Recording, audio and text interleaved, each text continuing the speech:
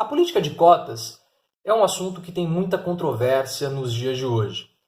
Muitas pessoas são favoráveis, outras são desfavoráveis, têm diversas opiniões.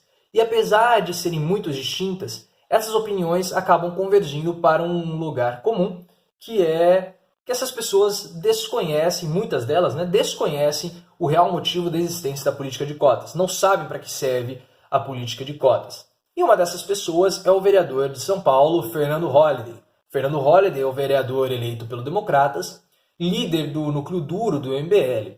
E uma coisa interessante do Fernando Holliday é que ele é um negro gay que desconstrói ou é contrário às narrativas comuns que esses dois grupos utilizam. E é por isso que ele goza de tanto prestígio por certa parte da população brasileira. Porque essa população enxerga no Fernando Holliday uma pessoa que reforça suas próprias posições com relação a determinados grupos, com relação aos gays e aos negros. Então o exemplo do Fernando Holliday pode ser usado por essas pessoas para desconstruir narrativas utilizadas por negros e por gays.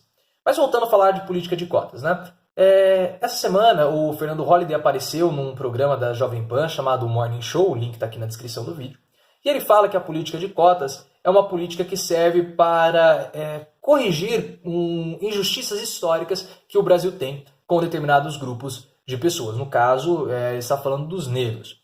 E essa é uma postura totalmente desconectada da realidade, mostrando que ele tem um conhecimento muito superficial sobre o que é o Brasil. E essa é uma visão que, infelizmente, ela é compartilhada pela direita e por uma parte da esquerda também. O que essas pessoas desconhecem é o real motivo da política de cotas. Elas acham que a política de cotas é uma política social ou que é uma política educacional, e todas estão errados. Eles enxergam a política de cotas como sendo uma política de acesso. Como quando você constrói uma rampa para um cadeirante subir, uma rampa para um cadeirante acessar um determinado ponto, ou quando você coloca um banheiro para o cadeirante, ou quando você coloca no chão aquelas marcações para os deficientes visuais. Essas políticas, essas leis, elas favorecem um indivíduo específico. Favorecem o cadeirante, favorecem o deficiente visual. Diferente da política de cotas. O cotista, o benefício para o cotista, para o indivíduo cotista, é um subproduto de um objetivo maior, que é favorecer um grupo, que é provocar uma mudança na visão que o país tem, uma mudança cultural. Então a política de cotas não é uma visão, não é uma política social, não é uma política educacional. A política de cotas é uma política cultural. Porque você coloca com as cotas pessoas de determinados grupos em posições, em ocupações, em trabalhos que elas não estão ocupando hoje e não ocupariam. Então, quando você chega num determinado local e vê uma pessoa de um determinado grupo realizando uma tarefa que aparentemente no senso comum não era para ele estar ali, isso causa uma estranheza. Mas com a política de cotas, mais pessoas de determinados grupos vão começar a trabalhar, vão começar a ocupar esses postos. E aí essa estranheza vai se reduzir.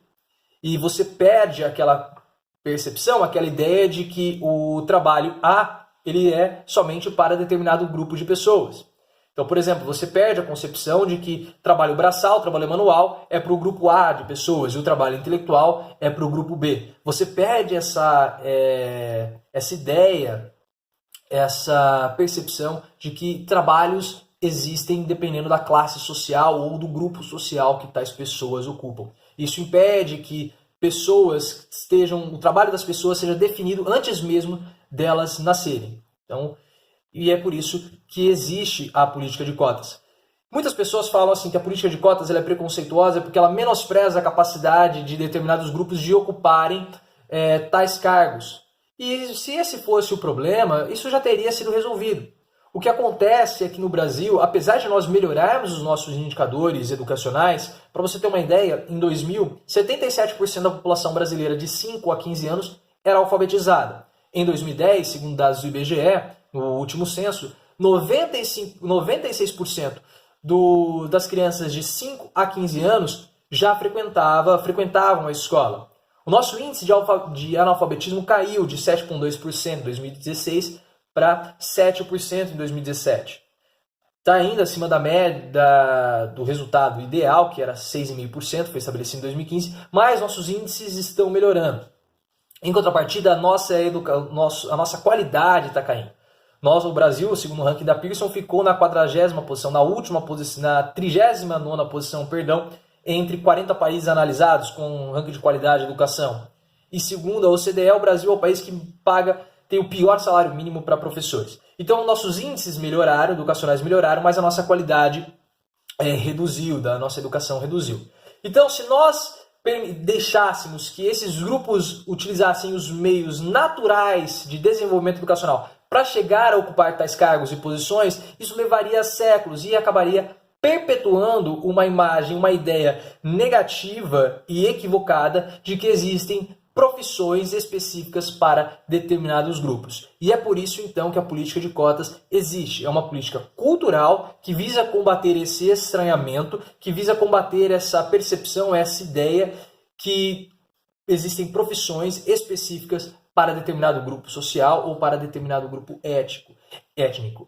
É por isso que as políticas de cotas existem. Não é para privilegiar um indivíduo, porque quando aquele indivíduo está naquela posição, ele está atuando de uma forma a mudar uma percepção cultural que todo o país tem. É por isso que a política de cotas existe. Se você quiser saber mais sobre esse assunto, tem um link aqui na descrição do vídeo com o texto que eu escrevi para o meu blog, A Pobreza das Nações, sobre esse assunto. Todos os dados que eu falei para vocês, dados do IBGE, os dados sobre o índice de analfabetismo, as posições do Brasil no ranking de qualidade de educação, também a reportagem sobre salários dos professores, todos os links estão na descrição do vídeo, bem como o link com o vídeo do Fernando Holly. Se você quiser conversar comigo, também na descrição do vídeo tem um link para o meu Facebook. Gente, vamos sair do raso, vamos aprofundar o discurso.